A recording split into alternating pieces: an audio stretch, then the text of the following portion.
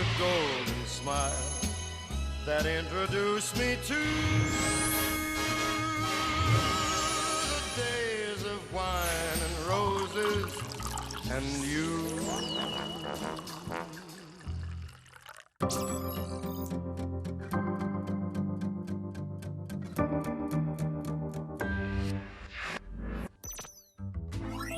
안녕하십니까, 정화봉수올림입니다.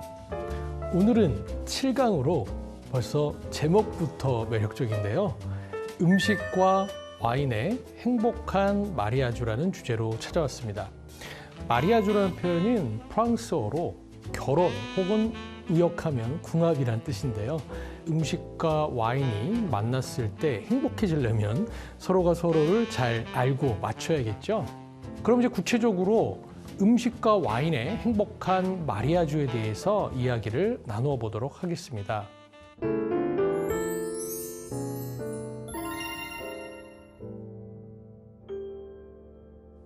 식전주라는 것은 말 그대로 식사 전에 먹는 술이고요. 많이 사용되는 식전주의 대표 명사는 바로 샴페인입니다. 샴페인 병에 보시면 BRUT, 불이라고 있는데요. 그 불이란 뜻이 바로 드라이란 뜻입니다. 대체적으로 샴페인들은 스위트한 샴페인보다는 대부분 드라이한 스타일의 샴페인들을 만들기 때문에 이어지는 만찬에 식욕을 돋구어주는 술이라고 보시면 될 것 같습니다. 그 다음에 첫 번째 원리는요, 바로 신토부리의 원리를 알고 계시면 좋을 것 같습니다. 까르보나라 파스타를 드실 때는 어떤 와인이 적합할까요? 네, 좀 전에 말씀드렸죠. 바로 신토부리 원칙입니다. 즉 이탈리아를 대표하는 중부 지역의 토스카나의 키안티라 와인은 산조베지의 특징상 적절한 산도를 가지고 있기 때문에 까르보나라를 한 입 맛보고 좀 느끼할 때 바로 이 산조베지를 곁들이게 되면 앞서 먹었던 까르보나라의 느끼한 파스타의 소스를 정리해 주면서 계속 맛있게 끝까지 파스타를 먹을 수가 있습니다. 두 번째 팁으로는 무게감일 것 같습니다. 가벼운 무게감을 가지고 있는 음식에 무거운 무게감이 있는, 즉 전체 요리를 먹고 있는데 호주를 대표하는 몸집이 풀바디인 쉬라즈를 곁들이게 되면 쉬라즈가 바로 전체 요리의 섬세한 맛들을 덮어버리는 것이죠. 반대로 메인 식사에 호주산 양갈비가 준비되어 있는데 섬세한 스타일의 피노누아를 곁들이게 된다면 호주산 양갈비의 풍미가 너무 세서 이 섬세한 스타일의 피노누아를 느낄 수 없는, 즉 음식이 와인을 덮어버리는 것이죠. 결과적으로 무게감은 비슷한 무게감끼리 매칭됐을 때 서로의 점수가 상승되고 시너지가 난다고 보시면 될 것 같습니다. 즉 가벼운 전체 요리는 가벼운 무게감을 가진 화이트 와인들이, 그리고 메인 식사를 할 때는 메인 식사에 맞는 무게감을 가지는 것이고, 네, 그리고 세 번째 원칙, 여러분이 알고 계신 원칙이죠. 생선에는 화이트, 그 다음에 육류에는 레드 와인을 드신다는 이 아주 기본적이고 여러분들이 아시는 것이 놀랍게도 서양 사람들이 몇백 년 동안 음식과 와인을 매칭하면서 얻게 된 귀결된 결과입니다. 즉 생선을 많이 먹을 때는 생선을 아무리 잘 구워도 냄새가 나거나 비린내가 나기 때문에 화이트 와인의 산도들이 그 비린내를 잡아주어서 생선을 먹을 때 화이트 와인을 먹으면 생선도 맛있게 느껴지고 화이트 와인의 풍미도 좋아지는 것이죠. 반면에 고기를 먹을 때, 고기는 고단백질이기 때문에 이 고단백질의 고기를 먹을 때 레드 와인을 곁들이게 되면요, 실제 입안에서 어떤 화학작용을 벌어지게 되냐면 고기의 육즙은 부드러워지고 레드 와인의 탄닌도 라운드 부드러워집니다. 즉 지금 말씀드리고 있는 시너지가 나는 것이죠. 추가적으로 하나 더 말씀드리고 싶은 것은 여러분 레스토랑에 가셔서 메인 식사를 주문할 때는 보통 어떤 소스를 사용했는지도 나와 있게 됩니다. 예를 들면 연어, 그냥 구운 연어라고 하지 않고 레몬 버터 소스를 곁들인 구운 연어. 그러면 생선에는 무조건 화이트 와인인가요? 네, 그런 정답은 있지 않습니다. 이 소스 역시 그 음식을 평가하는 데 있어서 중요한 요소이기 때문에 레드 와인 중에 미국을 대표하는 진판델 같은 포도 품종은 피노누아처럼 섬세하고 편하게 접근할 수 있기 때문에 어떤 구운 광어 요리 같은 걸 드실 때 소스가 좀 진한 소스라면 굳이 화이트 와인보다는 그 소스랑 매칭이 되는 진판덴 같은 걸 곁들이시게 되면 구운 광어와 곁들인 소스를 맛있게 드실 수 있거든요. 우리의 일상생활 속의 식사를 한번 생각해 보십시오. 밥이랑 국이 없을 땐 찌개, 반찬, 밑반찬 두세 가지와 뭐 때로는 어떨 때는 뭐 젓갈을 좋아하시는 분이 있다면 젓갈까지 곁들인 식사를 할 때 과연 이때 와인을 매칭하는 게 쉬울까요?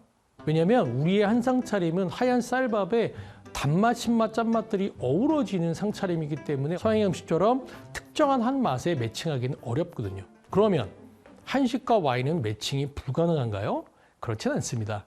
한식을 단품으로 생각했을 때 삼겹살이 하나의 단품 요리라고 가정할 수 있는 것이죠. 삼겹살은 뭐 다양한 마늘이나 고추나 뭐 쌈장 등 굉장히 다양한 강한 맛들이 어우러져서 먹기 때문에 통상 이 삼겹살을 먹을 때 하늘하늘하거나 가벼운 무게감의 와인을 매칭하는 것은 이제 여러분 감이 오시죠? 삼겹살이 그 와인의 맛을 덮어버리겠죠. 그러니 와인 역시 풀바디한 칠레를 대표하는 카베르네 소비뇽이나 호주를 대표하는 슈라즈 같은 와인들이 삼겹살을 드실 때 서로의 매칭을 더 돋구어 주겠죠. 반면에 우리의 구정이나 명절 때 많이 먹는 대표적인 명절 음식들, 잡채라든지 호박전, 동태전 이런 기름진 음식들을 먹을 때는 풀바디한 레드와인보다는 드라이하면서 산도가 좋은 독일을 대표하는 리슬링과 뉴질랜드의 소비뇽 블랑 같은 것들을 곁들이시게 되면 너무나 맛있게 잡채를 한 그릇을 다 비우실 수 있을 겁니다. 음식과 와인의 행복한 마리아주는 이러한 원리에 의해서 좀 더 경험치가 행복하게 이루어질 수 있구나라고 보시면 될 것 같습니다.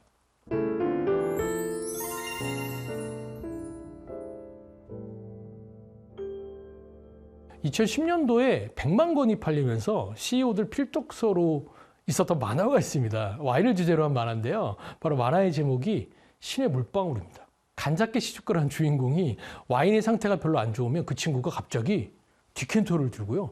명주실을 뽑습니다. 그래서 그 만화 속에서 명주실을 쭉 뽑고 나면은 한 30분 지나면 그 와인의 맛이 좋아지는 게 그 주인공의 아주 장기였는데요. 만화 속에. 아침에 좀 일어나면 잠이 깨기 위해서는 뭐 사람마다 좀 차이는 있지만 20-30분이라든지 뭐 시간을 두고 물을 한 잔 먹는다든지 약간 기지개를 핀다라든지 잠을 깨는 시간이 필요한 것처럼 와인셀러에 오랫동안 보관해 있던 눕혀있던 와인을 바로 오픈해서 드시기보다는 와인을 디켄터라는 곳에 옮기는 과정을 디켄팅이라고 하고 이 디켄팅의 과정은 병 속에 있는 와인을 깨운다는 것이죠. 목적은 한 3가지 정도로 저희가 나누어 이야기 드릴 수 있을 것 같습니다. 첫 번째로는 저희가 전문 용어로는 에어리에이션 혹은 브리딩 한다고 하는데요. 말 그대로 이 와인이 공기와 접촉을 시키고 숨을 쉬게 해서 와인이 가지고 있는 여러 가지의 복합미를 발산시키는 겁니다. 강건한 스타일의 레드와인들, 호주 슈라즈나 칠레 카베르네 소비뇽 같은 와인들이 5년밖에 숙성이 안 됐다면 그 와인 역시 아직은 영한 와인입니다. 프리미엄 와인을 기준으로 봤을 때요.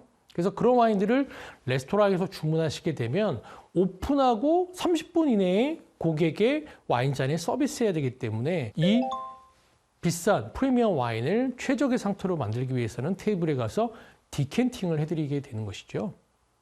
두 번째 목적은 영어로는 세디먼트로 침전물이라고 하는데요. 포르투갈 대표하는 포토와인 같은 것들은 세디먼트, 침전물 혹은 40년 이상 숙성되게 되면 까끌까끌한 주석산들이 만들어지게 됩니다. 와인 속에. 그 와인을 디켄팅하지 않고 병에서 바로 서비스를 하게 되면 주석산 같은 것들이 와인잔에 들어가게 되고 40년을 기다려서 그 와인을 맛보시는 와인 애호가는 굉장히 실망을 하시겠죠. 그래서 소믈리에들이 촛불에 불을 켜고 천천히 그 와인에 있는 와인들을 최대한 거의 뭐 95% 이상 디켄터에 다 옮기는 과정, 그걸 디켄팅이라고 하는데 바로 이것이 두 번째 목적, 즉 와인 속에 숙성이 되면서 혹은 포토와인의 특성상 이런 껍질이라든지 거친 것들이 있을 때, 와인에 같이 있을 때 그런 것들을 제거하기 위해서 하는 게 두 번째 목적이 될 것 같습니다. 마지막 세 번째로는요, 서비스를 통해서 이 와인의 분위기, 즉 식사의 분위기를 돋구기 위해서 굳이 디켄팅이 필요 없더라도 레스토랑에서는 소믈리에들이 현장에 와서 디켄팅을 하는 그 프로세스와 과정들이 그 와인의 기대치를 높이는 것 같습니다. 그래서 그 높아진 기대치를 통해서 심리적으로 그 와인의 맛이 좀 더 좋게 느껴질 수도 있겠죠. 집에서 내가 오늘 굉장히 좋은 날이어서 뭐 예를 들면 뭐 결혼 20주년 기념일이어서 좋은 와인을 마시고 싶다면 제 추천은 최소한 한두 시간 전에는 이 와인을 디캔터에 옮기는 과정을 통해서 그 와인이 충분히 브리딩하고 에어리어션을 통해서 최상의 상태에 올라왔을 때 그 와인을 음용하신다면 굉장히 좋은 컨디션으로 그 와인을 음용하실 수 있을 것 같습니다. 여러분 혹시 디캔터가 너무 비싼 것 같습니다라고 얘기할 수 있을 것 같은데 맞습니다.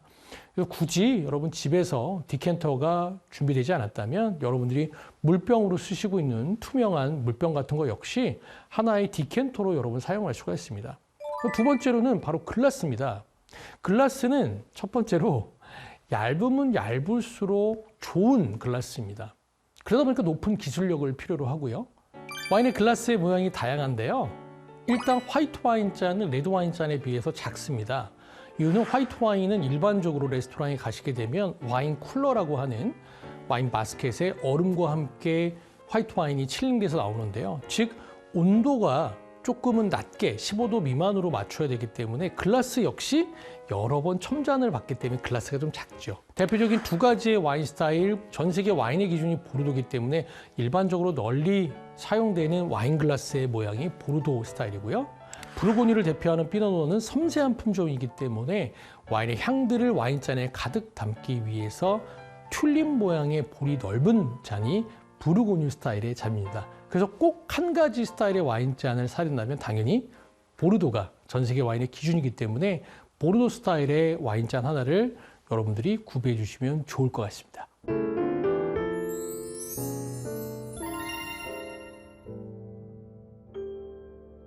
여러분들께서 식사를 주관하시거나 혹은 집에서 뭐 파티를 여시거나 뭐 파티란 표현이 좀 거창하지만 지인들을 불러서 같이 식사를 하실 경우가 있을 때 바로 호스트 역할을 하실 텐데요.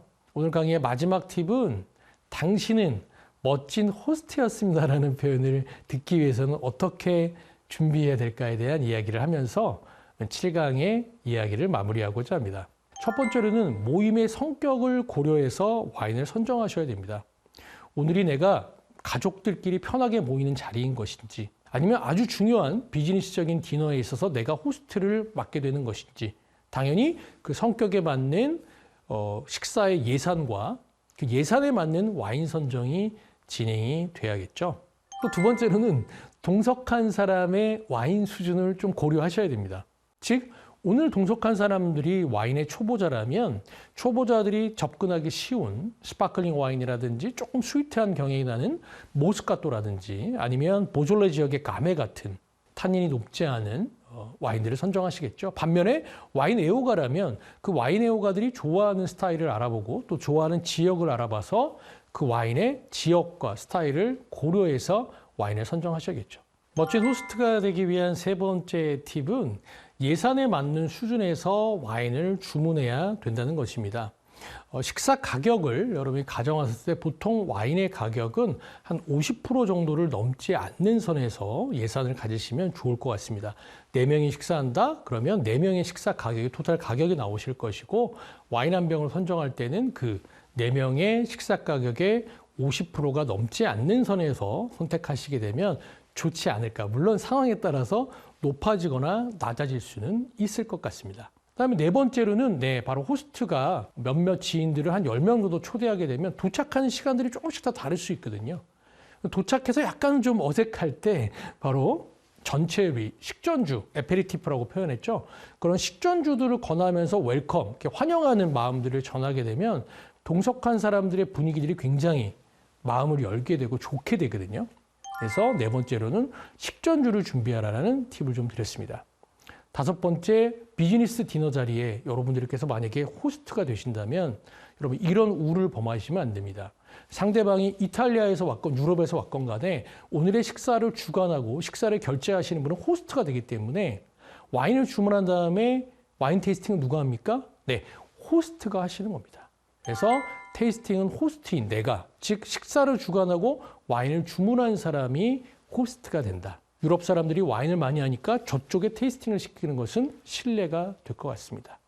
마지막으로 여섯 번째, 우리나라 분들이 자주 하시는 건데요. 와인을 건배하시면서 원샷! 네. 여러분, 죄송하지만 와인은 원샷 하는 술은 아닙니다.